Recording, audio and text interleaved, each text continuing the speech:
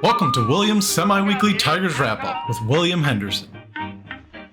The Tigers began last week with a trip to Sacramento to face the Athletics. Tarik Skubal was fierce in Game 1, striking out 12, but faltering in the 7th inning, giving up a grand slam that the team would not be able to overcome in their 8-3 loss. While this is frustrating, everybody needs to be humbled from time to time. Plus, outings like this continue to make him more affordable for us. Game 2 would see a resurgence from the offense, putting up 6, with RBIs from Colt Keith, Zach McKinstry, and Riley Green, who destroyed a grand slam of his own, but we also saw a resurgence of shitty pitching performances. Charlie Morton gave up 5 in the same number of innings, and while the bullpen did a decent job, Will Vest could not keep the A's down in the 10th after the Tigers took a lead in the top of the inning and would end up losing 7-6. Game 3 was an embarrassing blowout. I shouldn't even be spending time on it. The offense being shut out and Mize getting pounded over just 3 1/3 for 5 runs. And the A's would put up 2 late in the game against newcomer Drew Summers, ending the game 7-0 and finishing the sweep. We'll blame the jet lag for this series. We then ventured back to the familiar territory of Kauffman Stadium to, for the second time in a week for some reason, go up against the Kansas City Royals. Chris Paddock got the start in Game 1 on Friday against KC Football Club based on their City Connect uniforms. Again, how can Nike make the best uniforms everywhere except baseball? Anyway,